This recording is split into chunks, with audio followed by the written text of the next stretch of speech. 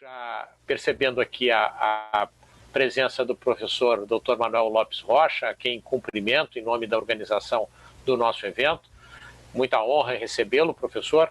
Já havia feito a apresentação de Vossa Senhoria logo no início dos nossos trabalhos, mas reproduzo agora para efeito de alguém que tenha ingressado um pouco mais tarde, lembrando que o professor Manuel Lopes Rocha é advogado, autor e coautor de diversas obras sobre direito da propriedade intelectual, marcas e patentes, tecnologia e cibersegurança.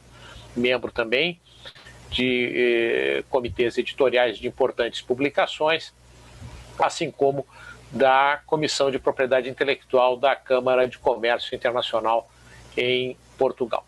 Professor Manuel, muito obrigado pela sua presença. O professor Manuel nos falará sobre a propriedade intelectual na era da informação e, desde já, com os nossos renovados agradecimentos, eu lhe passo a palavra, professor Manuel. Bom, muito obrigado, muito boa tarde a todos. Em primeiro lugar, muito obrigado pelo amável convite, que se vem repetindo ao longo dos anos e que muito me honra. Muito obrigado, professor César Santolim, muito obrigado, Sr. Professor Fernando Araújo, muito obrigado, Sr. Professor Alexandre Gonçalves. Cumprimentar também a Sra. Professora Paula Vaz Ferreira, pedir desculpa de não ter assistido à sua intervenção, mas tive aqui umas emergências judiciais que me obrigaram a estar aqui de manhã a fazer mais um articulado, enfim. Felicitá-los por este magnífico curso e então, com a vossa autorização, começaria a expor brevemente o meu tema. Eu estive a ver as minhas notas do ano passado, parece que foi há 10 anos, mas foi o ano passado, e o que mudou é imenso, não é? Eu ainda apanhei a parte final da intervenção da senhora professora e há neste momento uma enorme expectativa na nossa área sobre, enfim, tudo mudou, a epidemia que nos tranca em casa, que nos impede este contacto tão agradável. Eu já não vejo o Sr. Professor Fernando Araújo há uns tempos, enfim, tudo é feito por esta via, enfim, mudou tanta coisa neste mundo, até mudou o Presidente dos Estados Unidos, e há neste momento, nesta nossa área da propriedade intelectual, uma grande expectativa sobre o que vai fazer o Joe Biden, quer dizer, uma grande expectativa sobre o que vai fazer em tudo, mas na propriedade intelectual também. Aqui em Portugal, no Brasil é diferente, mas aqui em Portugal a gente liga pouco a estes aspectos da propriedade intelectual institucional, e acontece que, por exemplo, nos Estados Unidos o Joe Biden tem uma equipa para a propriedade intelectual, o programa dele tinha muito sobre a propriedade intelectual, porque o Joe Biden foi vice-presidente do Obama e o Obama era acusado de ter uma política pró-Silicon Valley. E portanto há uma dúvida de saber se o novo Biden, enfim, agora já nas vestes de presidente, vai seguir também essa política muito favorável às empresas de Silicon Valley, ou se vai mudar. O presidente cessante, o Trump, não era tão favorável, aliás, como se sabe, o Trump tem um problema cada vez mais grave com as grandes empresas de tecnologia mundial, e de alguma forma ele não as protegia tanto como o antecessor, o presidente Obama. Está uma grande curiosidade em saber o que é que vai fazer agora o presidente Biden. Enfim, aliás, como se sabe, os Estados Unidos da América têm uma tradição muito engraçada de colocar as empresas no topo e depois tirar de lá. Aconteceu com uma empresa de que já ninguém se lembra, provavelmente o Sr. Professor Fernando Araújo, que é um super especialista nesta área, se lembra lá de uma empresa que era a Wang, uma empresa extraordinária há 30 anos, desapareceu, ninguém sabe onde é que ela anda. Em breve desapareceram também os estúdios de Hollywood e por aí fora. De facto, nós vivemos nesse aspecto num mundo muito aliciante. Ora bem, em relação ao tema que me é proposto, eu propunha-me abordar 4 tópicos, dizendo que efetivamente consultei os meus apontamentos de há um ano e mudou tudo. Só há um aspecto que eu ainda vou continuar a tratar, ou que vou abordar, enfim, de forma modesta, como sempre. Falaria um pouco sobre esta diretiva da União Europeia, direito de autor no mercado único digital, que é, enfim, muito importante para nós, na Europa. Isto porque abri um breve parênteses antes de sumariar os outros tópicos, porque a União Europeia é muito engraçado, há aquele velho brocardo, peço desculpa, não quero ofender ninguém, mas aquele velho brocardo, aquela piada americana que diz uma tecnologia americana faz um negócio, o chinês copia e o europeu faz uma lei. Mas esta anedota passou para a realidade, ou seja, nos últimos documentos da União Europeia, a União Europeia admite claramente que quer fazer, quer dar novos mundos ao mundo, veremos daqui a pouco, e será a parte final da minha intervenção, que Portugal também quer dar novos mundos ao mundo. Agora, do ponto de vista da tecnologia, Portugal tem uma construção hegeliana para a próxima presidência, já vamos falar nela, mas dizia eu então que a União Europeia assume claramente nos últimos documentos, e são muitos o que tem produzido nos últimos meses, daí mudar completamente os apontamentos do ano passado, que quer fazer uma lei para o mundo, que é evidente que faz. Claro que faz, mas agora é assumido, sendo que está de facto num certo atraso tecnológico em relação à China e aos Estados Unidos, mas agora quer fazer leis para corrigir isso. Ora bem, o meu segundo ponto tem a ver, enfim, com a grande novidade, completamente inultrapassável, que é a imposição prática da inteligência artificial. Também sobre isso a Europa quer legislar.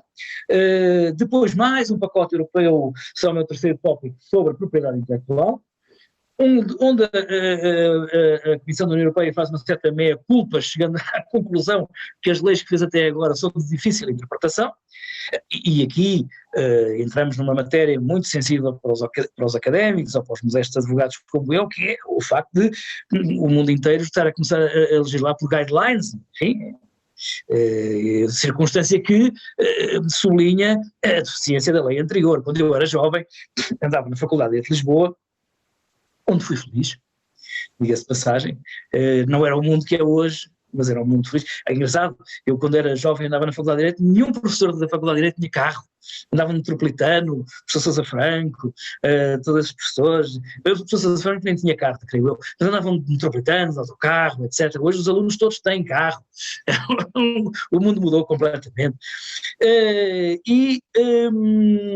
Dizia eu que quando andava na Faculdade de Direito, ensinavam-nos que as leis tinham uma certa perfeição. As leis eram feitas para durar, as leis eram feitas para o futuro, não para o passado, mas agora as leis não existem, as leis agora funcionam mal. Faz-se uma lei e logo a seguir corrige-se, depois revoga-se e depois enxerta-se.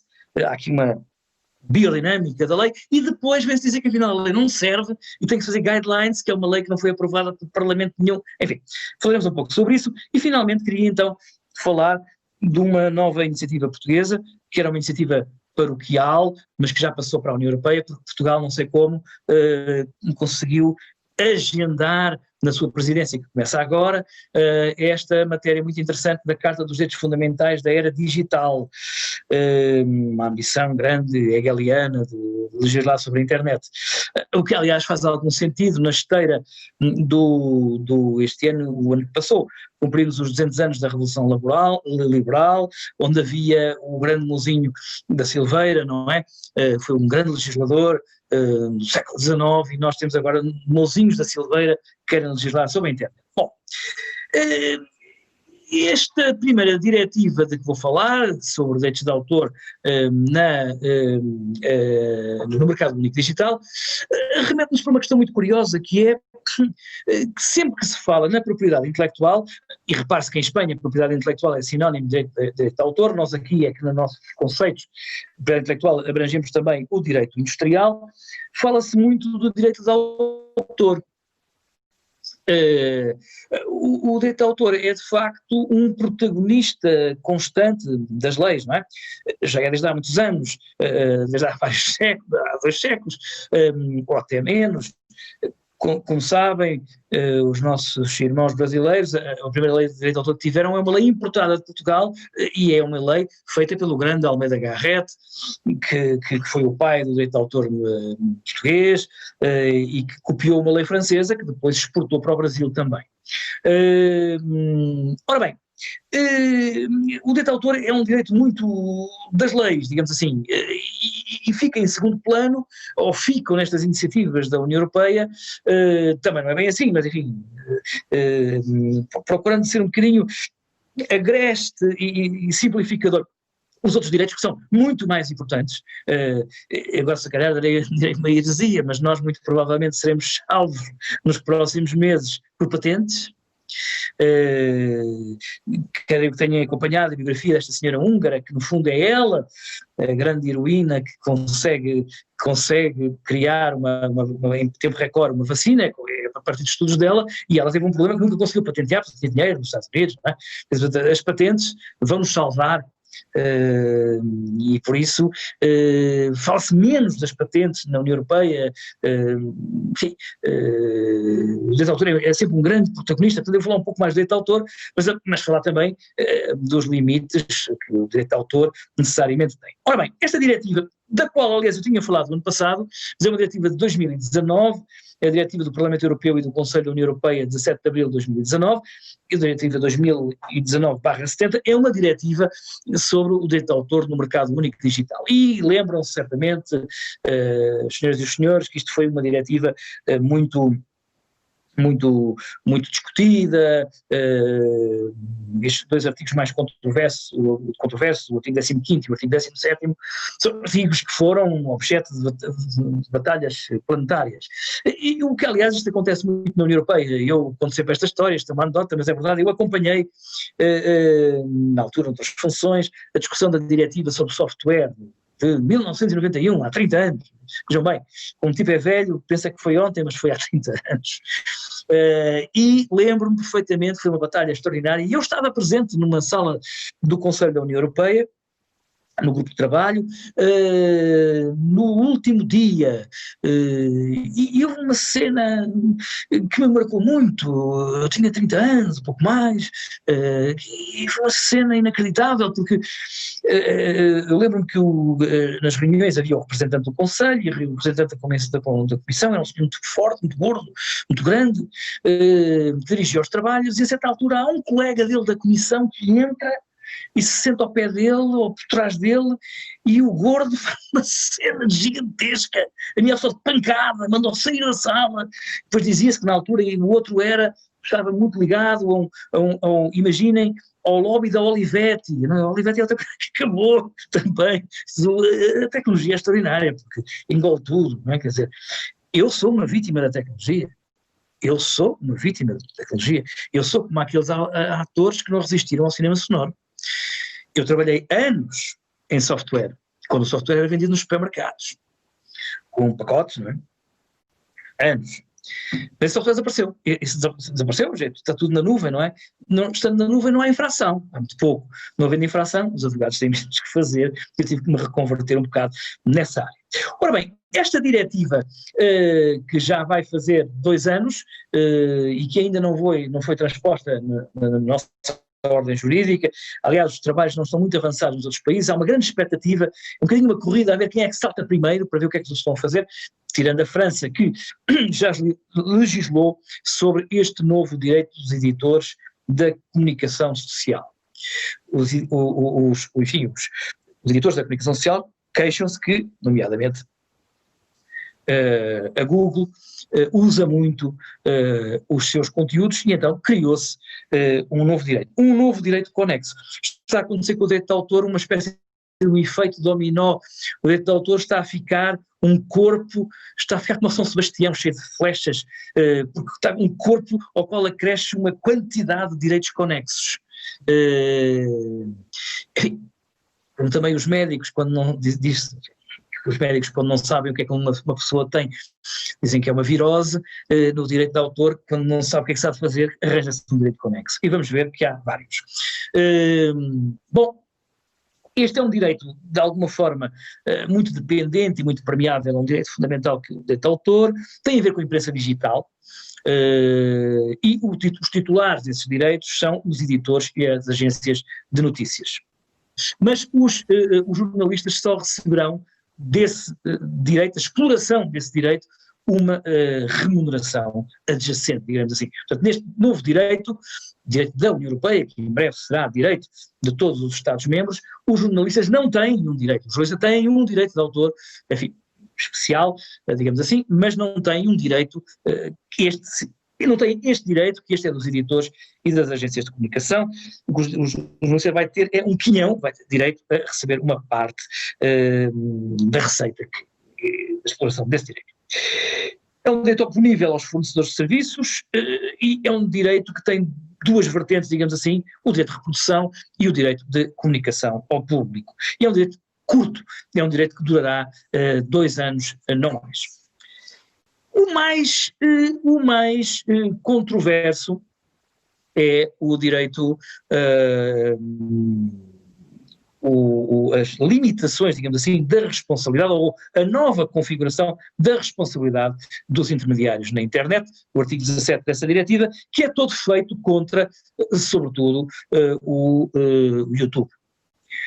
O YouTube, na minha opinião, é uma das maiores invenções da história da humanidade, mas é uma invenção que vive um bocadinho de um certo parasitismo dos conteúdos, não é? E toda esta matéria estava regulada numa diretiva de há 20 anos, a diretiva do comércio eletrónico, que regulava de alguma forma, digamos assim, a atuação dos intermediários na internet. Mas essa diretiva, no fundo, tinha também outro tipo de regras, queria responder, e acontece muitas vezes na história da União Europeia, do legislador europeu, queria responder a uma preocupação muito grande, que era saber quem é o responsável na internet pela inclusão de conteúdos não autorizados. Na altura, houve um caso muito discutido em França, um caso chamado Estelle Hallyday.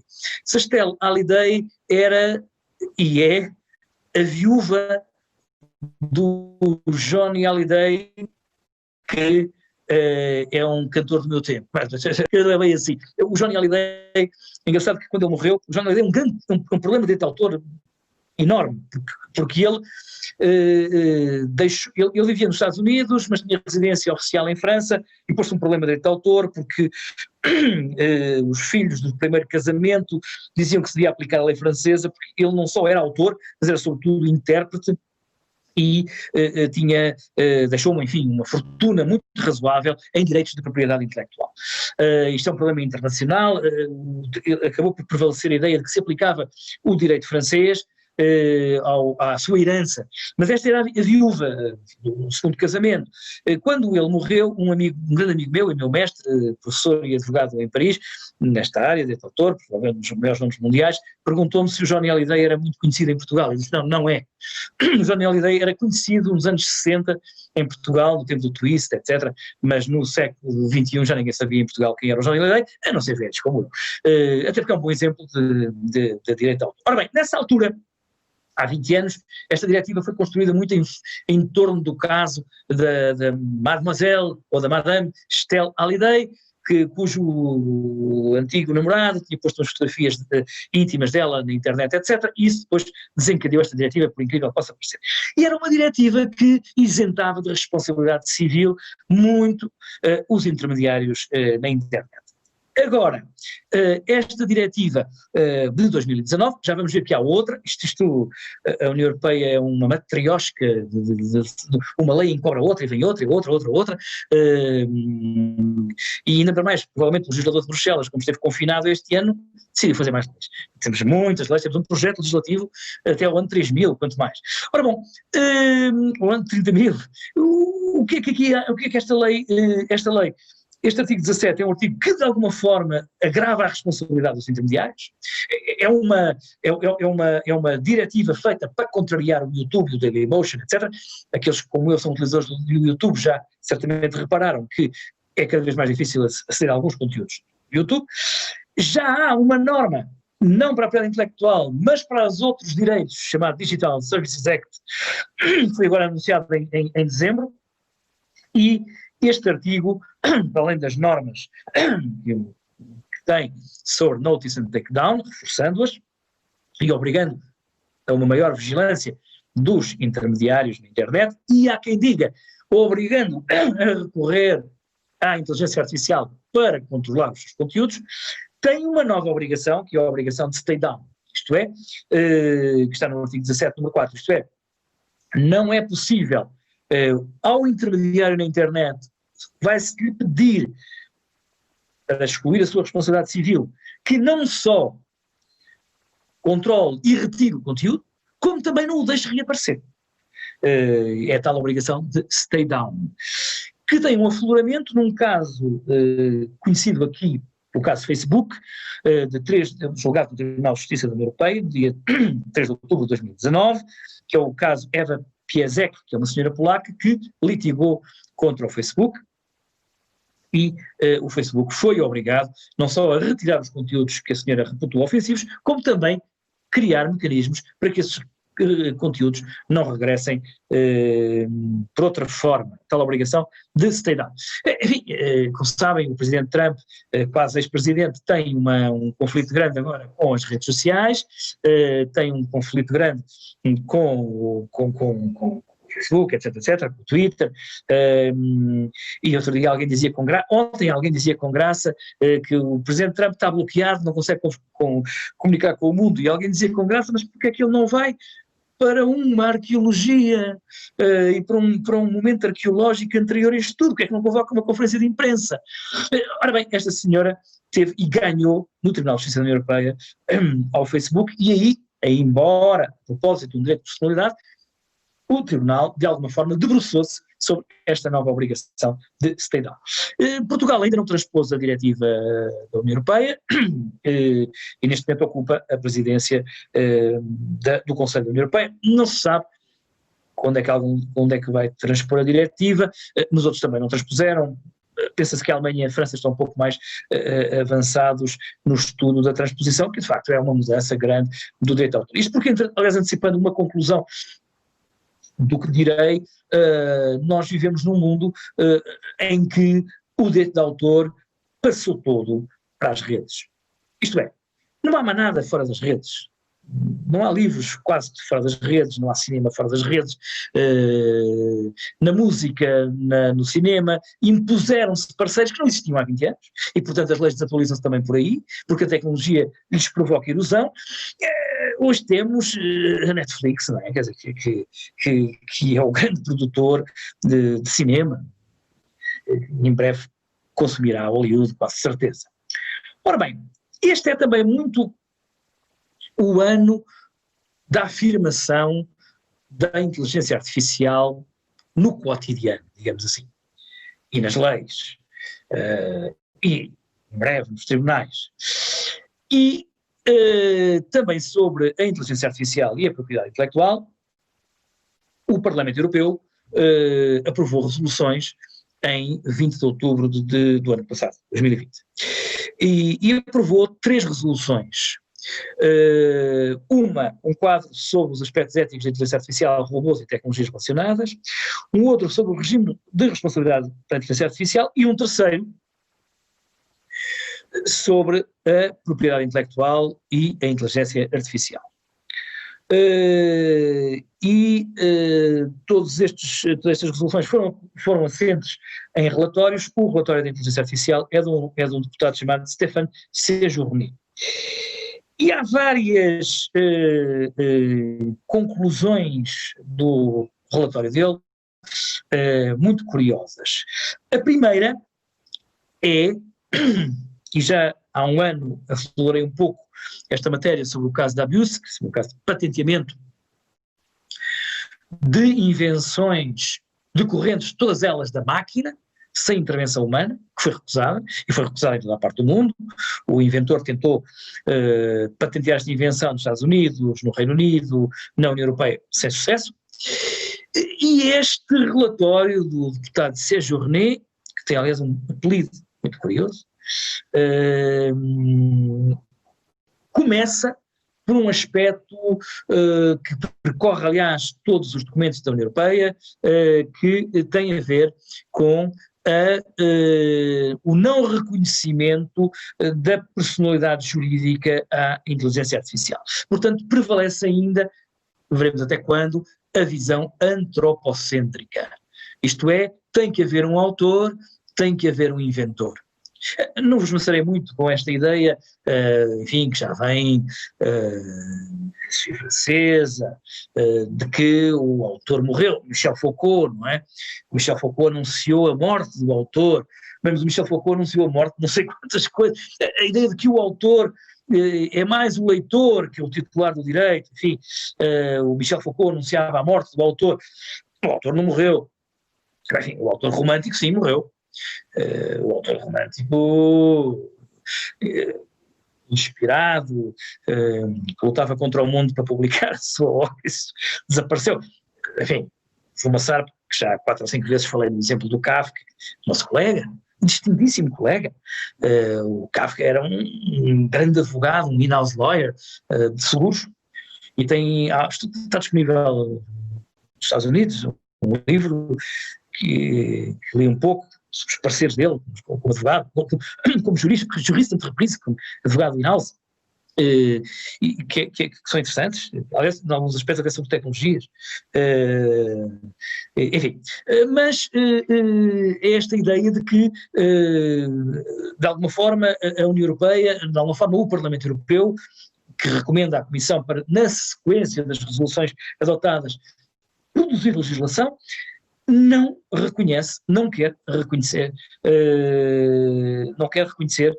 à personalidade jurídica a robôs ou à inteligência artificial. Portanto, persiste ainda, veremos até quando, repito, a visão antropocêntrica.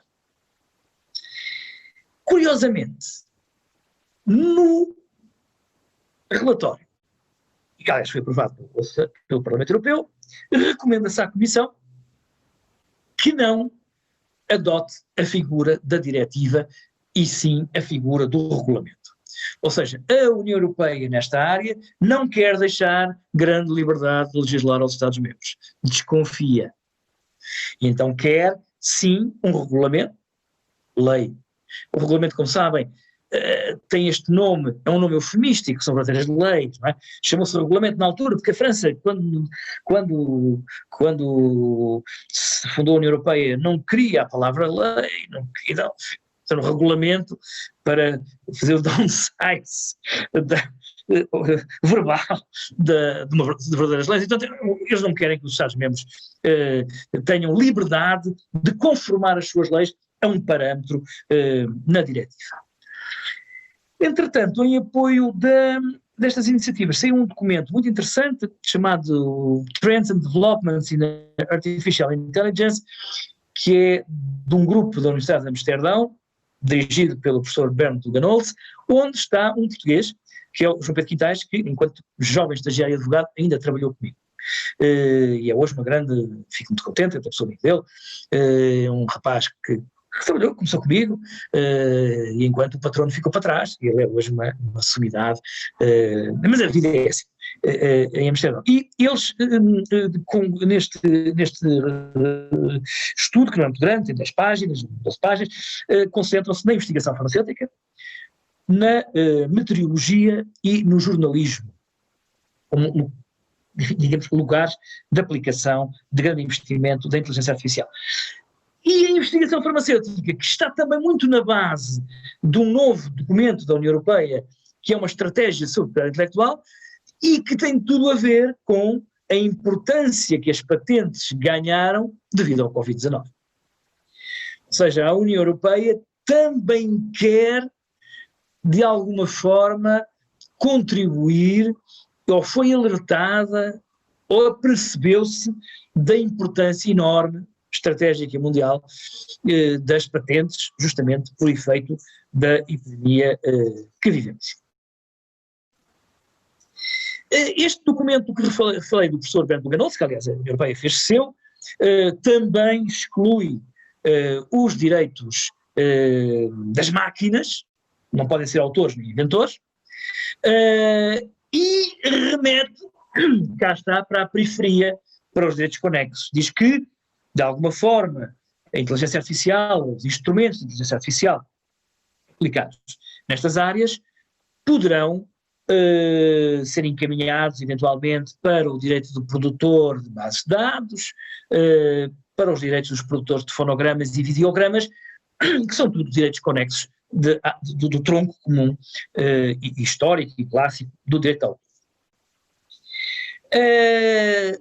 Para além disso, há quem diga que o problema, o problema está em que muitas vezes a inteligência artificial é uma black box. Ou seja, o inventor, há uma parte que desconhece ou que não é sindicável, tal black box, e que até por isso, não se recomenda que haja direitos de propriedade intelectual de uma black box de qualquer coisa que não se domina, e por isso também um conselho ainda que tímido de se criar uma espécie de um depósito público dos algoritmos. Finalmente, remete-se para outro direito mais ou menos conexo, que nos Estados Unidos não há qualquer dúvida que é um direito de propriedade intelectual, mas aqui na Europa hesita-se sempre estes problemas dos nomes, que é o direito dos trade secrets. Esta é a iniciativa. Mas, quando ainda estávamos a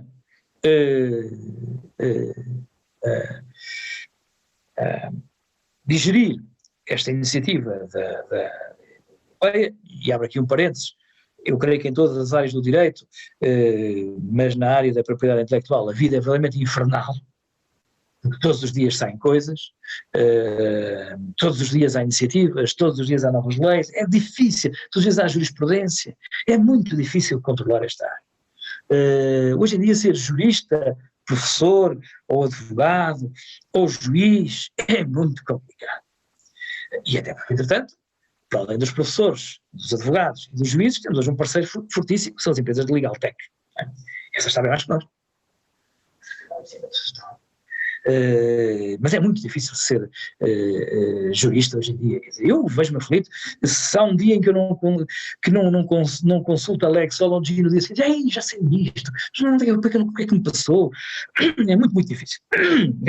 Hoje em dia, várias ordens jurídicas, porque não só os advogados europeus e os juristas europeus têm que conhecer o seu direito, a sua jurisprudência, como também têm idem às passagens para a União Europeia, como também, na área da propriedade intelectual, convém ver o que é que andam a fazer os americanos.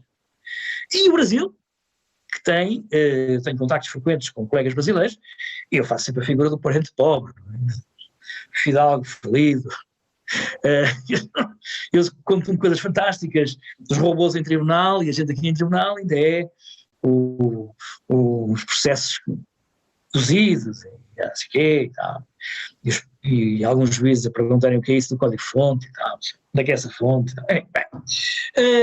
Ora bem, este pacote sobre propriedade intelectual é uma estratégia da União Europeia, ao qual se liga sim já em dezembro 2 novos instrumentos, que é o Digital Services Act, que tem a ver com as responsabilidades intermediárias, mas não na propriedade intelectual, obviamente influenciado por isso, e o Digital Markets Act, tem mais a ver com o direito da concorrência. Este pacote vem claramente na sequência, enfim, da situação em que vivemos, a pandemia da Covid-19, realçando a importância da propriedade intelectual. É de facto a propriedade intelectual, repetindo-me, que vai salvar o mundo, goste ou não. São as patentes farmacêuticas. Se não houvesse patentes farmacêuticas, isto é capaz de acabar, não tem graça nenhuma, mas de facto as patentes farmacêuticas, os laboratórios privados, porque reparem, esta coisa engraçada, ninguém liga nenhuma, a verdade é esta, à vacina chinesa e à vacina russa. Ninguém quer tomar. Nós todos estamos à espera da Pfizer, hoje li no Le Monde, tipos velhos como eu ainda leio Le Monde, agora online, que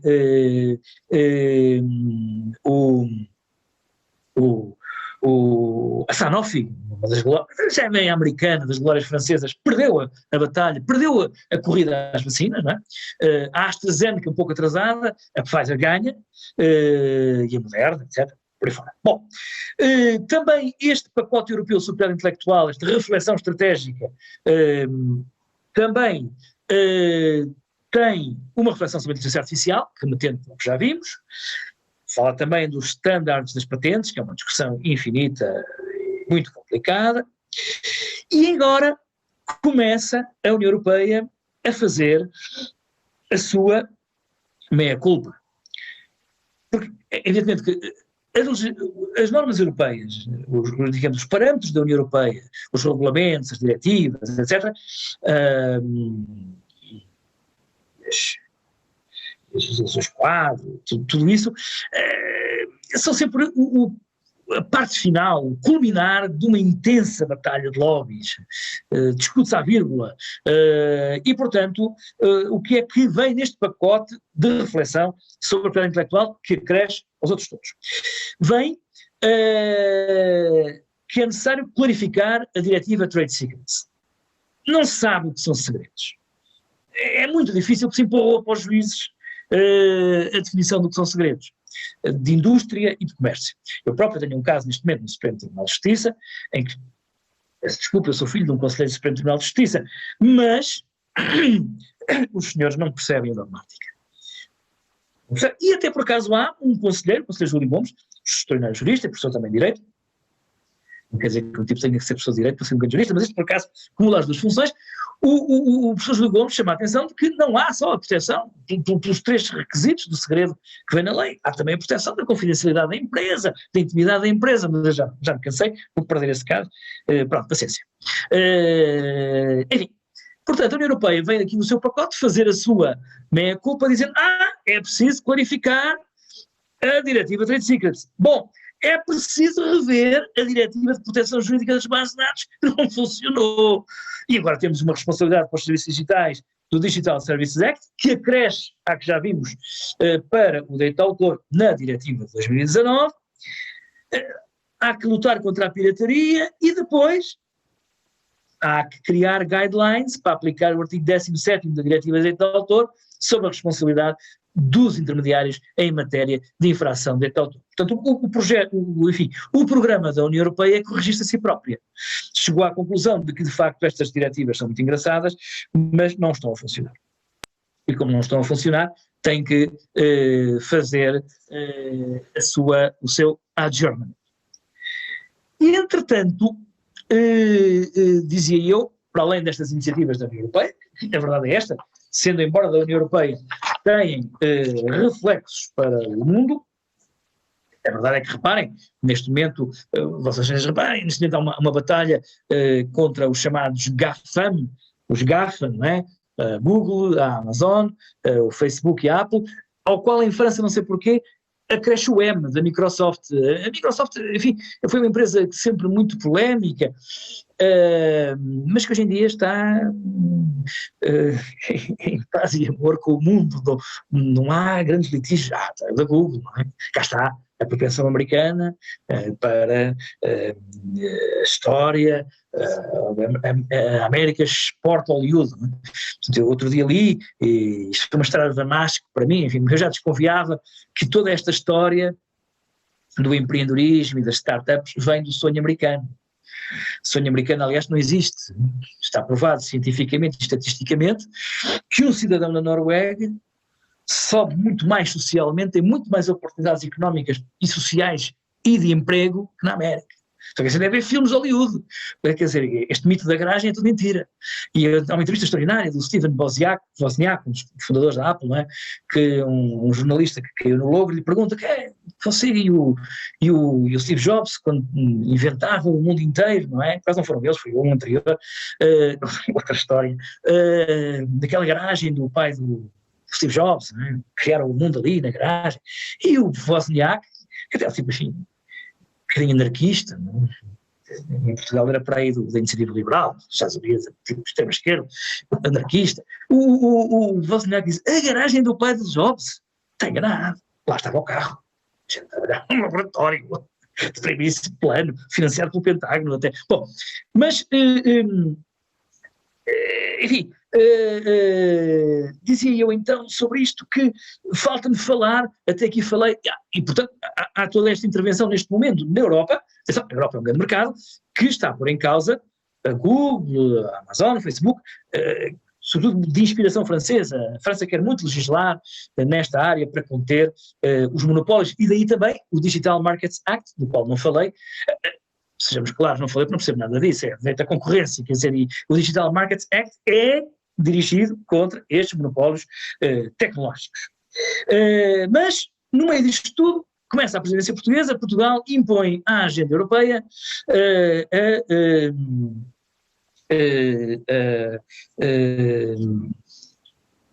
a aprovação de uma Carta de Direitos Fundamentais na era digital. Bom, estas coisas, eu estou convencido que o Sr. Presidente da Comissão, o Sr. Presidente do Conselho devem ter dito, se a gente dá de borla, querem uma copa? Não, problema nenhum. É o que é para enfeitar. Quando eu era muito jovem, há muitos anos, e trabalhava perto de ministros, havia ministros que não tinham poder. Na altura, por acaso, era primeiro-ministro, quem foi depois Presidente da República, o professor Cavaco Silva, não lhes dava dinheiro, portanto eles não governavam, então faziam leis, porque fazer leis é barato. E aqui é a mesma coisa. Faz-se uma lei. E então, faz-se duas. Uma que será para a União Europeia, e outro projeto que está neste momento em discussão na Assembleia da República, que é o projeto de lei número 473/14, uma iniciativa do Partido Socialista, de alguns deputados do Partido Socialista, que tenta fazer aprovar uma Carta de Direitos Fundamentais na era digital. É evidente que, quer dizer, estas iniciativas são louváveis, não é? Quando abunda non nocet, quer dizer, tudo bem, querem uma Carta de Direitos Fundamentais, mas não será, todos estamos de acordo, não é? É como ser humanista, não é? Imagino que, tirando o Hitler e o Stalin, o resto da humanidade é humanista, e toda a gente quererá ter uma Carta de Direitos Fundamentais, ninguém é contra. O problema é que esta Carta de Direitos Fundamentais levantou vários problemas em Portugal. E levantou tantos problemas que até a própria Comissão Nacional de Proteção de Dados fez um documento violentíssimo, criticando, dizendo, o que me parece óbvio, que todos estes pontos que estão nesta Carta de Direitos Fundamentais, que, atenção, já exportámos para a União Europeia, está na agenda da União Europeia, repete outras leis que já existem, não é? Portanto, não adianta nada. É como melhorar, não faz bem nem faz mal, acabou. Pronto, fez-se. Só que nós tínhamos uma realidade engraçada em Portugal que funciona. E típico de Portugal, quando as coisas funcionam, tem os dias contados. Nós temos em Portugal, desde há uns anos, aliás, era na altura Secretário de Estado do Conselho, um grande amigo, colega, professor na Faculdade de Direito, o professor Pedro Lomba, que foi o responsável político por este acordo. Era um acordo que se chamava o Acordo da Apritel, que reúne, é um triângulo, reúne os intermediários na internet, os titulares de direitos representados pelas entidades de gestão coletiva e a Inspeção-Geral das Atividades Culturais, que é uma espécie de polícia cultural do Ministério da Cultura. Isto funciona por, obviamente, a remoção dos conteúdos ilícitos. Isto é um circuito que está oleado e funciona rapidamente e os conteúdos são retirados por uma mera conversa entre estes três. Bom, isto teve sempre algum, digamos, foi sempre algo, este acordo foi sempre muito mal visto pela esquerda parlamentar, que tem uma concepção libertária da internet, e que, portanto, tentou várias vezes já revogar este acordo. Dizendo que é inconstitucional, etc. Bom, sucede que o que não conseguiram fazer em tempo, vão fazer agora por esta Carta dos Direitos Fundamentais. Já explicarei como. Sendo que, não é que este acordo seja a melhor coisa do mundo, mas sendo que, curiosamente, a diretiva de direito de autor no mercado único digital, que já falei, repousa muito neste tipo de acordo. E nos trabalhos preparatórios falam neste acordo. Este acordo, aliás, foi muito celebrado mundialmente, porque permitiu, Portugal era dos países que retirava conteúdos ilegais mais depressa.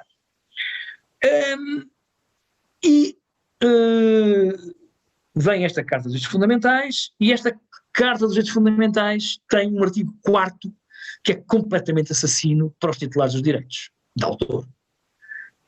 Esses patentes, trade secrets, mesmo o design é feito lá em laboratórios, não andam aí na praça pública, é segredo. Não há nenhuma patente que não tenha começado por um segredo. E então o artigo 4º, isto tem normas sobre robótica, sobre liberdade de expressão, sobre internet, sobre inteligência artificial, diz, o artigo 4º, que é garantia de acesso e uso, diz, é proibida a interrupção intencional de acesso à internet, seja parcial ou total, ou a limitação da informação que nela possa ser disseminada, salvo nos casos previstos na presente lei, ou nos casos em que exista uma decisão judicial nesse sentido. E é engraçado. Há uma certa hipocrisia do legislador, não só do legislador português, mas também do legislador da União Europeia, que é repousar nos juízes. Diz, isto é complicado, estes conceitos não estão bem afinados, vamos empurrar para os tribunais e eles lá decidirão. O problema é que dizer que a retirada de conteúdos na internet, que são as milhares, ilícitos, vai ser decidida por um juiz, quer dizer, vai ser decidido por um juiz do Tribunal da Propriedade Intelectual. Há 3 juízes que têm, entretanto, tratam de todas as patentes, de todos os segredos, de todas as marcas, de todos os ilícitos, de todos os processos de direito de autor em Portugal. E ainda vão ter tempo para isto. Não têm assessores, têm poucos funcionários. Isto é uma ladainha portuguesa que todos nós conhecemos. E são estes que vão ser os responsáveis pela retirada dos conteúdos na internet? Como? Com que meios? E é isto que o legislador muitas vezes não quer ver, na sua pressa de rapidamente esgotar o seu poder legislativo e empurrar para os tribunais. Nada contra. Atenção, isto são direitos dos tribunais. Tudo bem, o juiz é fundamental. Aliás, os juízes vão ser fundamentais, como recomenda o Conselho da Europa, no controle dos algoritmos, dos instrumentos de inteligência artificial para os tribunais que estão aí a chegar. E parece-me bem. O juiz, é claro que o colega robô-lhe vai dar muito jeito. Sabe tudo.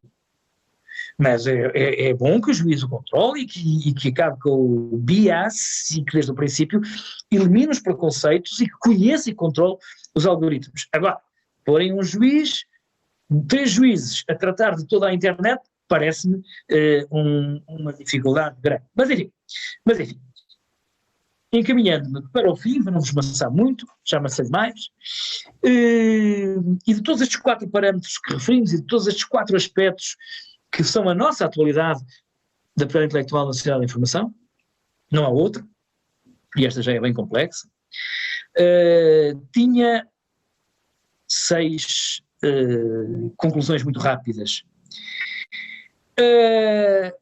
Em primeiro lugar, quando esta diretiva de 2019 sobre o direito de autor no mercado único digital foi aprovada, dizia-se que era o triunfo do velho direito de autor.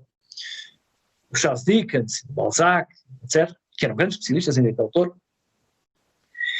Tenho algumas dúvidas que tenha sido o triunfo desse direito de autor, porque o direito de autor hoje, como já vimos, é sobretudo, e tendo em conta até a atividade jurisprudencial, quer nos Estados Unidos, quer na Europa, quer mesmo em Portugal, é toda à volta da internet, das criações digitais, etc. Portanto, o direito, tal como os bancos,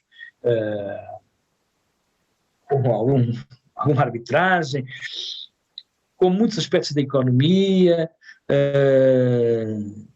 passou todo para uma dimensão digital. Segunda conclusão em forma de pergunta é se a black box triunfará.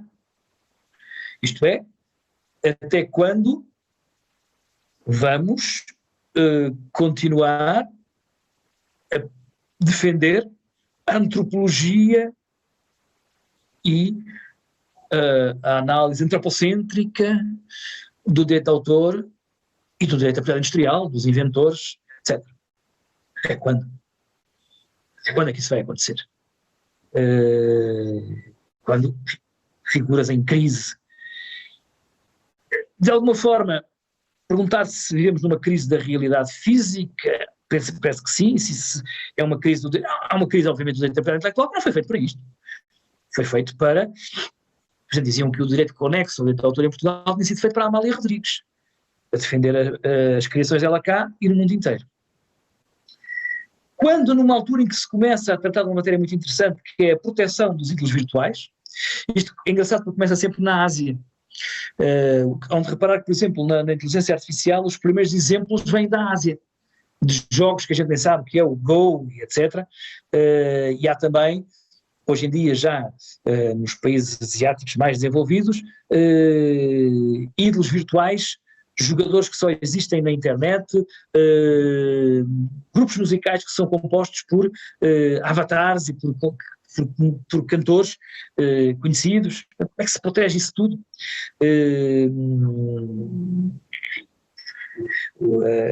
A prática, digamos assim, judicial é feita todos os dias das celebridades. O problema da filha da Beyoncé, não é? Um nome qualquer, é uma marca, ela quis estar como marca, mas já viu uma marca de cosméticos igual, etc. E o fim da realidade física, de alguma forma, tudo se projeta na internet, tudo é na minha casa, quando vejo o Netflix, é tudo via internet, qualquer coisa, a televisão fechou, acabou, não posso ver futebol porque está tudo ligado à internet, se a internet vai abaixo já não vejo mais nada. E, enfim, a assunção, gostemos ou não, desta circunstância, da chegada dos juízes robôs, da chegada dos legal tech, um novo parceiro na nossa comunidade jurídica, mais forte do que nós. Sabem tudo. Têm a jurisprudência armazenada do mundo inteiro. E dão a sentença em 2 segundos. Isto vai acontecer. Isto está a acontecer. Isto vai começar a acontecer nos nossos tribunais.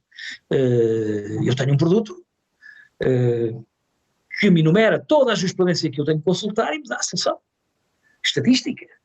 E, portanto, também aí a propriedade intelectual vai mudar completamente, provavelmente vai ser julgada por um outro cérebro que não os cérebros humanos. Ou seja, em síntese rápida, a propriedade intelectual na sociedade da informação é a mudança completa da propriedade intelectual que herdamos do Lapalisse, do Charles Dickens, que era baseada no livro. Embora o livro resista, a verdade é que tudo o resto vai para além da realidade física. Tudo o resto são avatares, são cópias digitais, são intermediários, são jornais digitais, é a inteligência artificial, também no domínio da farmacologia, etc. Enfim, é todo um mundo que mudou completamente e que vai obrigar, dir-me-ão, se não estou errado, uma nova modelação das profissões. Muito provavelmente, num futuro não muito longe, à escola da magistratura será preciso apresentar não só uma licenciatura em Direito, mas provavelmente algum curso de verão tirado na Google ou na Microsoft ou nessas áreas, porque o juiz vai ter que programar, vai ter que conhecer a tecnologia para poder controlar os algoritmos, se quiser continuar a controlar essa realidade. Muito obrigado pela vossa paciência, terminava aqui e estou completamente ao dispor para qualquer pergunta ou até um pelotão de discussão, quem sabe. Muito obrigado, professor Dr. Manuel Lopes Rocha, pela encantadora exposição em curto espaço de tempo, conseguindo fazer um panorama muito atualizado e muito verdadeiro sobre as dificuldades que enfrenta a proteção da propriedade intelectual neste cenário de invasão das novas tecnologias, que já não é tão recente, mas que se renovam e por isso trazem também sempre questões mais instigantes a serem enfrentadas.